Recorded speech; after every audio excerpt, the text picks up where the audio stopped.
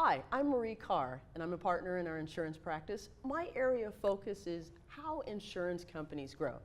I'm joined today by our insurance advisory practice leader, Jamie Yoder, who has been focused in looking at how innovation has been shaping the insurance industry for a very long time.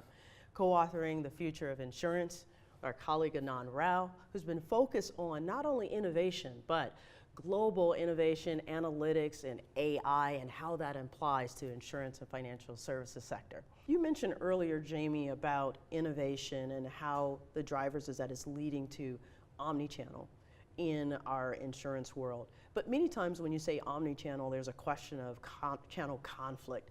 Is innovation and is the technology and data and somehow helping to harmonize that or reshape that? Like, how is that manifesting itself these days?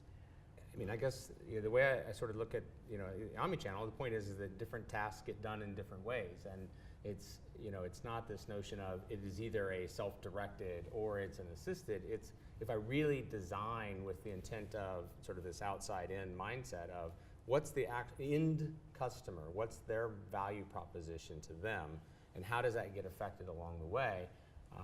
It's not a displacement. It doesn't say that your distribution models completely morph to something different. It's what's the role of an advisor within that? What's the role of what a customer may see directly?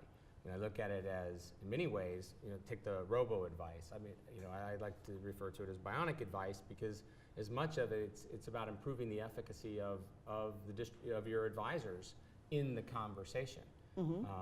It may provide much richer information out to the end customer, but it also can provide much richer information and insights to the advisor to facilitate their conversation with an end customer. And then, the customer sort of dictates how things may go, and your business rules and business practices can incent the behaviors you want along the way. Those are more business decisions at that point.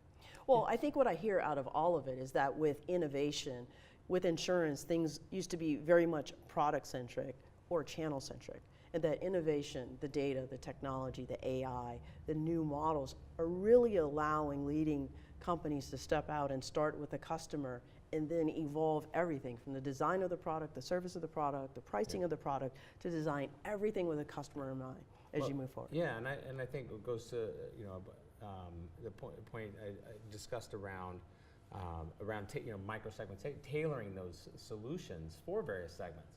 You now can actually change the cost structure in radical ways to allow you to actually target those niches, but also maybe scale the various groups that you may hit, as opposed to sort of a one cost structure fits all. Absolutely. Yeah.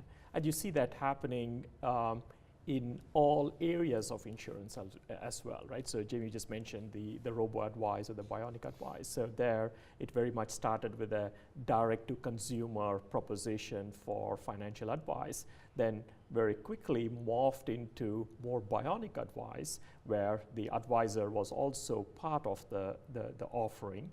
And you're seeing that what happened in that life investment side happen even in the personal lines and other areas as well, right? So you start going direct, but then you realize that you do need the agent, but the role of that agent changes to be more digitally savvy, to be informed by some of the data analytics and AI, and essentially the agent now plays that true relationship role that they were always meant to play, removing some of the drudgery of doing the data and then looking at what is it that is right for the person. So that's something that the system is helping them do. Absolutely. I mean, the way that you describe that really suggests that there are ways in which innovation is impacting various aspects of the insurance market.